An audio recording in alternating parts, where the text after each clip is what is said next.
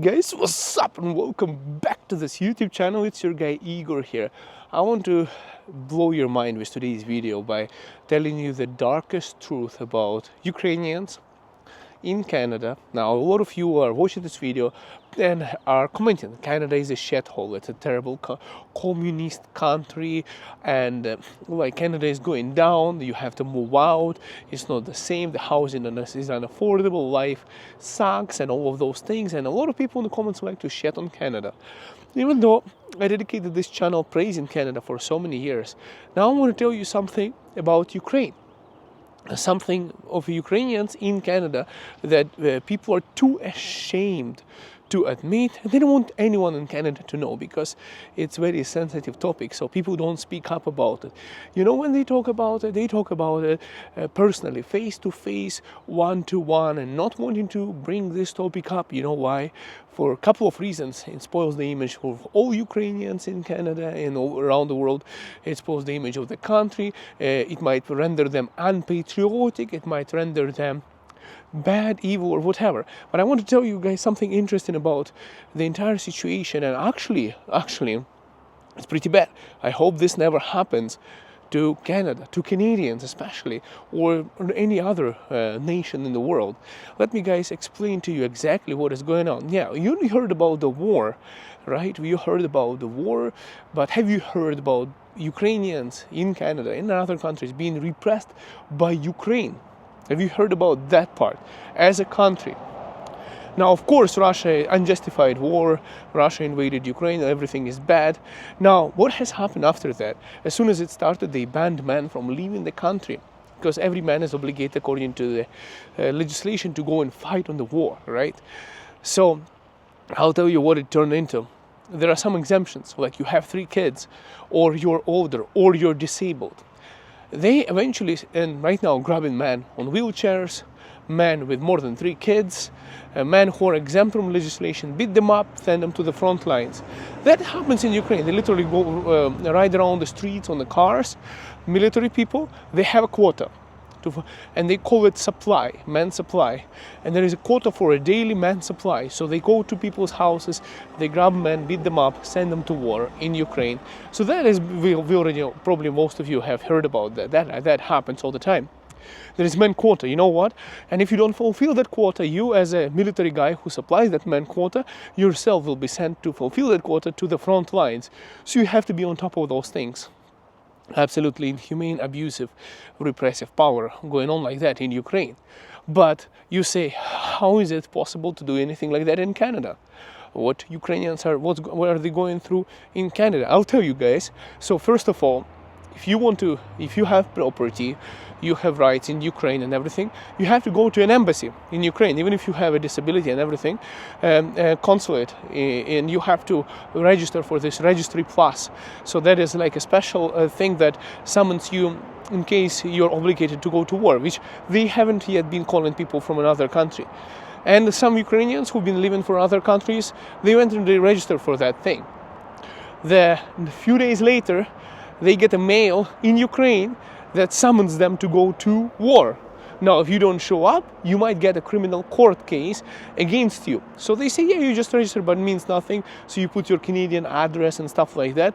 But then back home in Ukraine, they get a letter as soon as they register and update themselves in a system, which is a very lousy system in Ukraine, of records of its citizens, because Ukraine doesn't even know where the citizens are and what they are doing. You know, like they're so unorganized and corrupt country, you know, making billions of dollars from this war. So now they get this kind of thing going on in Ukraine. Now, that's what people here, Ukrainians in Canada, told me actually happened to them in Ukraine, which is freaking crazy. Now, if you look at it also, according to Ukrainian constitution, you're not allowed, like, I'm going to give you some really dark shit today. Sorry, guys. If you, according to Ukrainian constitution, you're not allowed, but not supposed to have dual citizenship. Now, there is no punishment for having dual citizenship. The only thing is, if you read the legislation, and I spoke to lawyers about it, is that you're basically, it's not like you're forbidden to have, which some people, you know, they don't understand. You're actually not allowed to, but it's just that Ukraine would categorize you as their own citizen if you have multiple citizenships. including Ukrainian, it means to Ukrainian legislation is that you're only Ukrainian citizen, nobody else. Okay, so there is that. But what's going on is many people who are Ukrainians in Canada. There have been many in other countries, many Ukrainians who said, you know what, screw that country. You know, it's been mistreating its citizens. Let's get rid of Ukrainian citizenship. In the past 2 years, there have been zero. In Arabic it's sufar. It's called zero people who were able to surrender their citizenship. So, if you're Ukrainian and you have many citizenships around the world, you cannot cancel or get out of your Ukrainian citizenship. So now Ukraine as a country keeps its own citizens as a hostage from by the citizens, as a label, saying they're like, oh yeah, but you know what? You're still obligated to be Ukrainian, and even if you want to get out, and it's not a right, it's a privilege to get rid of your Ukrainian citizenship. Actually, you cannot get rid of Ukrainian citizenship in no way. I spoke to lawyers about it too, to see what they think, if you don't have any other citizenship. So it's only possible if you have some other citizenship, because they don't want to have any people without any citizenships within Ukraine. So you cannot get rid of your Ukrainian citizenship unless you acquire another one. And they haven't been allowing anyone to get rid of surrender their citizenships in the past 2 years. So basically what they're saying is that, look, if you are obligated to go to war, you're obligated to go to war. And if you want to get out of your citizenship, well, you're not going to get that.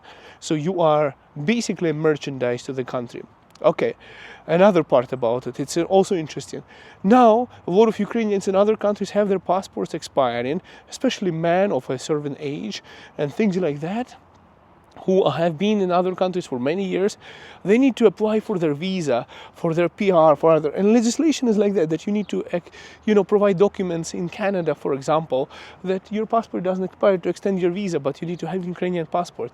But if you extend your Ukrainian passport, then you have to register for that thing. And then if you register for that thing in Canada or another country, you might get a criminal court against you in Ukraine, or your property can be taken away by the government due to fines and other things. So people don't want to do that. Now, on top of that, on the entire thing is, to get your immigration done in Canada, they need those documents, like, for example, and this is I hear from many Ukrainian stories are like that, is that you need to provide documents of like police clearance and other government inquiries for immigration purposes from all over the countries, wherever Ukrainians who flee from the war or have been living for decades, millions of people who have been living there for decades outside of Ukraine, who were not even there when it all happened. Now the government starts to ignore those queries from other governments, and there is no proper legal process. Now there is legal process, is that if Ukrainian government ignores you, you have to go to a court. But let's be honest, Immigration Canada and other countries, they're not going to be going to Ukrainian court to submit an inquiry. They'll be like, okay, the process gets delayed, or you might not even get your papers or immigration done, just to force you to go back to Ukraine. So the government basically creates obstacles, saying they're not providing proper, clearances, police clearances, other things like whatever, creating obstacles from inquiries from other governments about its own citizenship, citizens who are trying to file their paperwork in order to be able to legally stay in another country. How about that? Isn't it pretty pathetic? Like, I hear more and more. The more and more I talk to Ukrainians in Canada, and people who recently came to Canada, now it doesn't bother me because I'm Canadian citizen, the problems that those guys are having. But I'm hearing those things. And you know what's going on in Ukraine?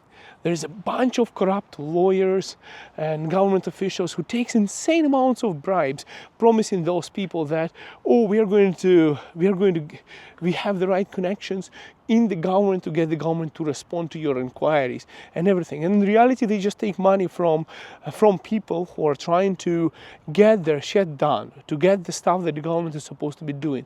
They actually got an order from some higher ups not to respond to those inquiries, so that Ukrainians cannot stay in other countries, so that they are forced to go back, so that there will be more supply to, it's an unspoken thing going on, but Ukrainians between each other talk. And everyone is so frustrated in such a way that they're saying there is no way they would be going back to that country after it all ends. Like, there is no freaking way and chance in hell that they want to bring their kids back to that country. How about that? Like, I think this is pretty dark thing, unpatriotic thing, I'm telling you right now. But this is some corrupt stuff that's going on right now, and a lot of people are talking about it, but they're too afraid to even speak up about that. So basically, guys, it's really pathetic, actually. If you think about it, it's pretty bad. I hope it never happens like that in Canada. You know, you're getting a certain passport of any country. The country collects your taxes, especially if it's Ukraine. It's a very corrupt country. It's never provided anything to anyone besides corruption, and people had to pay out of their pockets for everything in that corrupt system, barely surviving. That's how Ukrainians are really good in Canada, adapting to the life here and overcoming the hardships, because everyone who came from Ukraine are already used to hardships, so they find it way easier and better in Canada. But anyways, that's why they achieve bigger success here than a lot of people who come from other countries who are better places to live. But anyways, what I'm trying to say is that people are like, the stories they tell me, the things that they say, it's like it's pretty brutal. Like, some Ukrainians are telling me that when the entire thing has happened, you could get shot if you were to cross from a military zone from Russian territory to Ukrainian territory. They would search you, search for tattoos and everything suspicious. They might even shoot you. And they were saying that it was actually safer to go towards Russia when this entire thing happened. Now, I know I might get some backlash, but I'm just telling you stories I've been told by people. And it's pretty bad if you think about it. You know, like, I don't know if it's true story or not. I better not be true. It's better not be true, because I wouldn't want to believe something like that. But look at it this way, you know, you are paying, if you are a citizen of that country of Ukraine, you're a paying entity, right, that pays taxes. You are, and that's not a good system too in Ukraine that we you know, like the country that has. But essentially now, as a Ukrainian, as a passport holder, you become a victim of their own passport, because now that country turns against you, where they don't want to provide the documents, they don't want you to stay in any other country, and because now they are slowing you down from your immigration process, let's say in Canada or another country, and you have to find a way around by hiring some lawyers and some crooked, corrupt people in Ukraine who can push the buttons on the government, and a lot of times they cannot even do that to get you the results that you want. I mean, the documents that they are obligated to you by law to provide, but have been instructed by the government not to do that, because in Ukraine they don't care about the laws in most cases like that. So it's pretty crazy like that, guys. And if you think about this entire situation, it's pretty bad. Now you're bound by your passport. You can't get your immigration done. You don't want to. People don't want to go and declare themselves. People don't want to be going and speaking up, because they're afraid of the machine going after them, of the governmental machine going after them. And or SBU, it's like CIA of Ukraine, showing up at your doorstep if you're in Ukraine. Yeah, it's pretty bad, guys. Like, crazy. I never expected to see such a world. You know what? It's insane how world changes when the war starts. You would think, yeah, you know what? You have a passport. Maybe you have some kind of protections. But now it's like the passport is of those people who are in other countries, literally going after them, after what they have in Ukraine, after their potential status in Canada, and people are worried.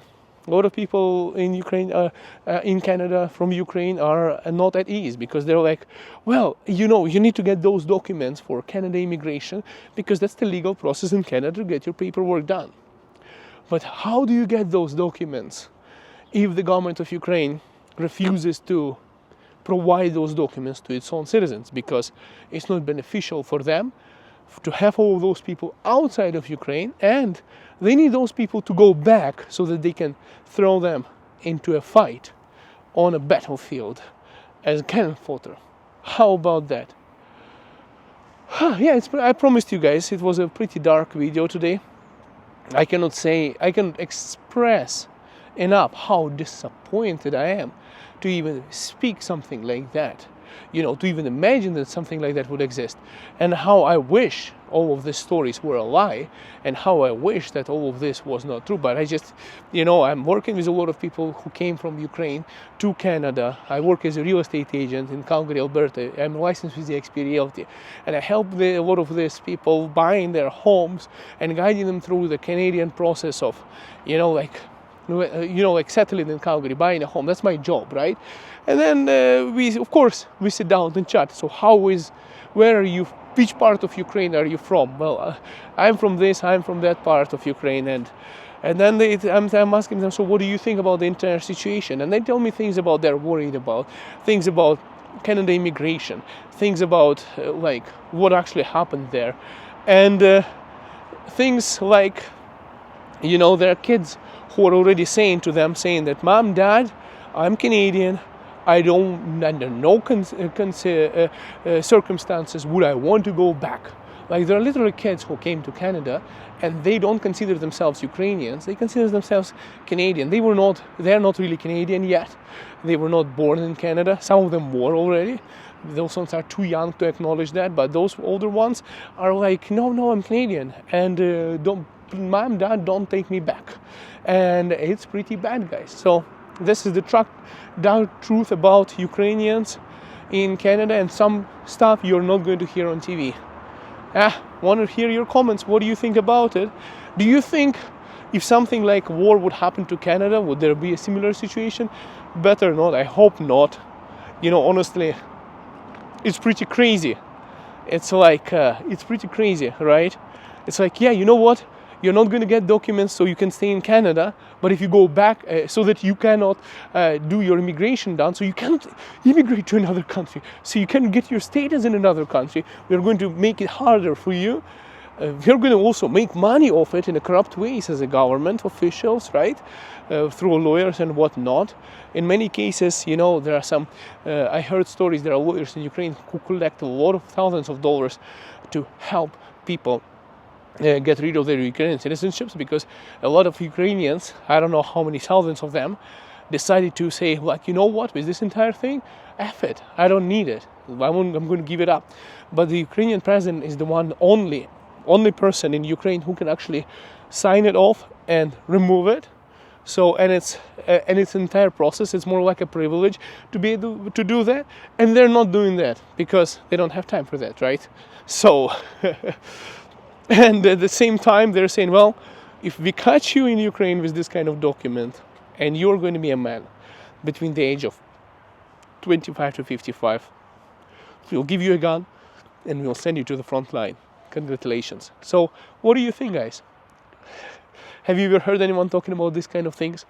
This in English language? I decided to make it for you guys, because you're not going to hear it, because nobody wants to bring this kind of things up in this language. If you speak Ukrainian or Russian, you might be able to find this information on the YouTube, but definitely not in English in Canada.